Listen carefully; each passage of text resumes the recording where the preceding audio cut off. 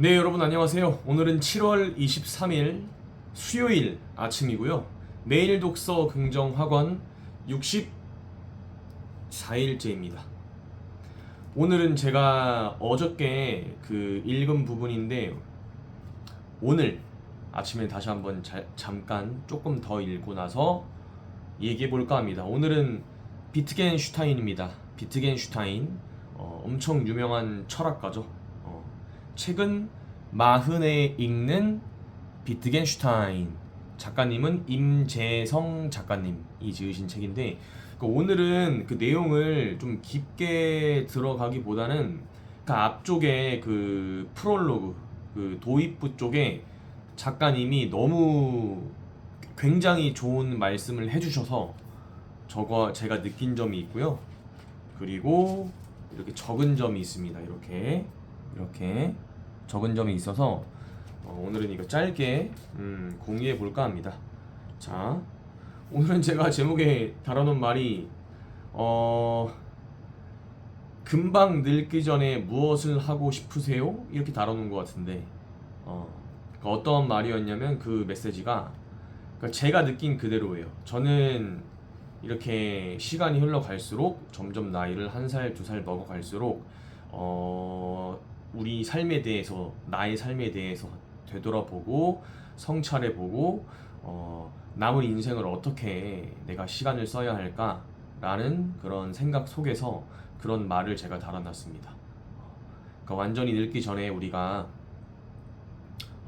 어떻게 남은 인생에 시간을 써야 나중에 후회하지 않고 나는 잘 살았다 라는 말을 할 수 있을까 라는 생각을 했습니다. 오늘 그리고 마지막에 멋진 말 하나 읽어드릴게요. 비트겐슈타인이 죽기 전에 한 말이 있대요. 그거는 나중에 좀 이따가. 자,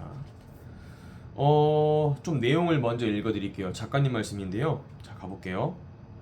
사람은 생이 시작되고 끝날 때까지 다른 사람의 영향을 받지 않는 때가 없다. 특히 생애 전반부에는 외부에서 주어지는 양분과 기준으로 인생을 만들어 간다. 10대에는 부모, 학교, 친구의 기준을 배우는 시간을 보냈다. 이때 만들어진 기준으로 20대에는 타인의 기준에 맞추는 시간을 보냈다. 사회에서 인정받는 경로를 따라가며 이력서에 적힐 문장에 집중했다. 30대에는 직장에서의 승진, 결혼, 내 집 마련 같은 조건을 두고 자신과 타인의 기준을 비교하며 시간을 보냈다. 비슷비슷해 보이는 이런 인생 마라톤에서 누군가는 남들보다 이른 나이에 자기 삶을 주체적으로 살기 시작한다. 하지만 다른 누군가는 남들보다 늦은 나이에 이건 내가 원하는 인생이 아니었구나 하고 깨닫는다. 인생을 후회하는 사람은 나보다 남이 결정한 인생을 살았기 때문일 것이다. 그런데 중요한 것은 남이 만들어주는 인생이 끝나는 시점은 정해져 있지 않다는 것이다. 그 시점은 바로 내가 나에게 이 본질적인 질문을 시작할 때다. 내가 정말 원하는 삶은 무엇인가? 40. 이제는 타인이 만드는 인생이 아닌 자신이 만드는 인생을 살아야 한다. 그리고 자신이 원하는 삶에 대해 답해야 한다. 자기 자신과 정직하게 마주해 보라. 지금까지는 내면을 들여다볼 시간도 여유도 없었다. 설령 기회가 있었다 해도 대부분은 피상적인 자기 탐색에 그쳤을 뿐이다.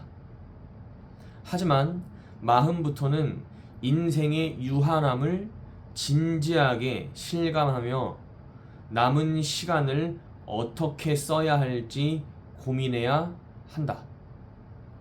넘쳐나는 정보, 빠르게 변화하는 트렌드, SNS의 과시문화 속에서 우리는 본질을 보는 시선을 잃어버리고 혼란스러워지기 쉽다.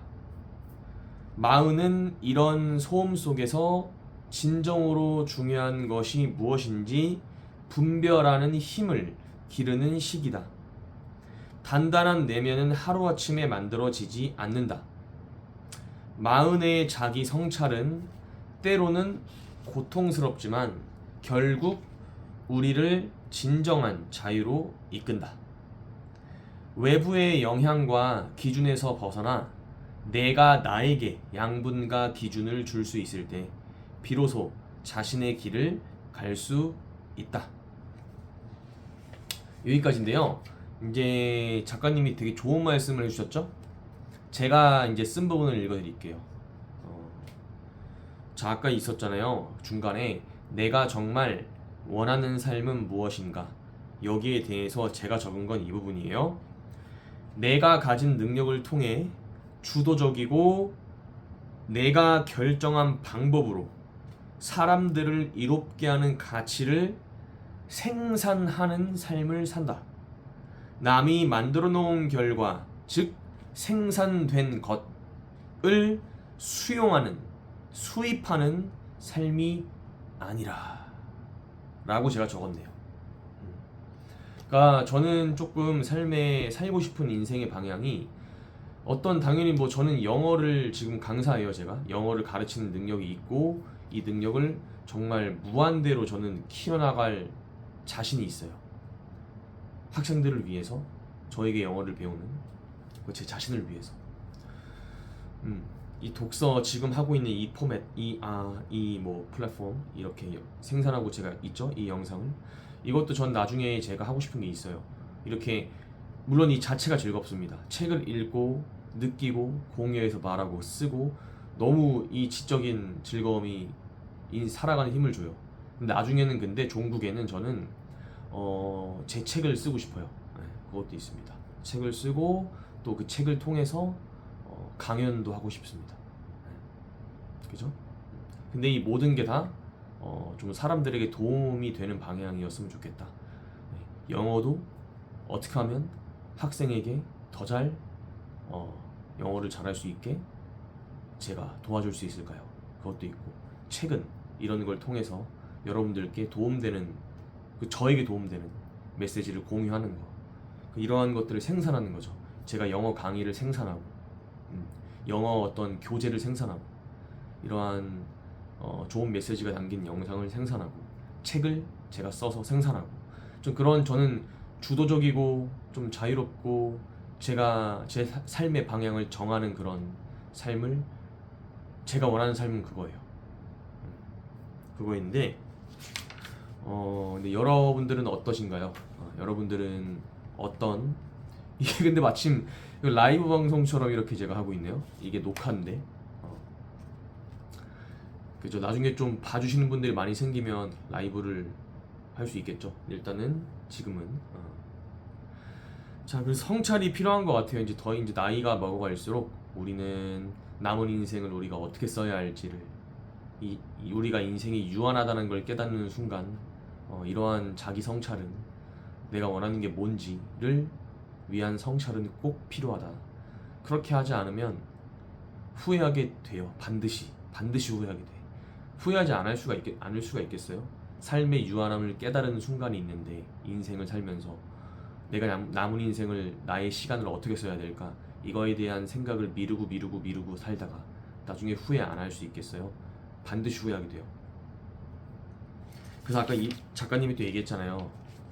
마흔의 자기 성찰은 때로는 고통스럽지만 결국에는 우리를 진정한 자유로, 그냥 자유도 아니고 진정한 자유로 이끈다 했잖아요. 그 후회하지 않을 수 있는 삶을 살기 위해서. 여러분, 그리고 아까 제가 도입부에서 그 비트겐슈타인이 죽기 직전에 남긴 그 말이 저에게 되게 큰 울림을 줘서 그거 한번 말씀드릴게요. 자, 1951년 그는, 비트겐슈타인이죠, 죽음을 앞두고 마지막으로 이렇게 말했다. 나는 멋진 삶을 살았다고 전해주시오. 제가 좀 이거 읽다 좀 눈물이 좀 날 뻔했었는데 어저께 감정이입이 많이 되더라고요. 나중에 우리가 삶의 끝에 갔을 때 어떤 말을 마지막으로 하고 눈 감을 수 있을지 이렇게 나와 있어요. 이렇게. 그죠? 나는 멋진 삶을 살았다고 전해 주시오. 얼마나 많은 자기 성찰과 인생에 대해서 생각을 하고 깨달았고 그를 통해서 많은 걸 배웠고 이런 말을 남겼다는 얘기는 그렇잖아요. 비트겐슈타인이. 자, 오늘 마무리하겠습니다. 자, 아침 긍정 확언 1.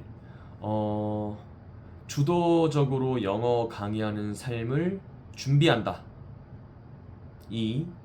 매일 독서 긍정 학원을 통해 책 집필, 강연하는 능력을 키운다.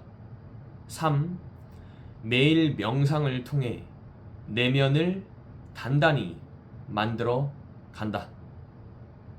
내일 뵙겠습니다, 여러분. 안녕.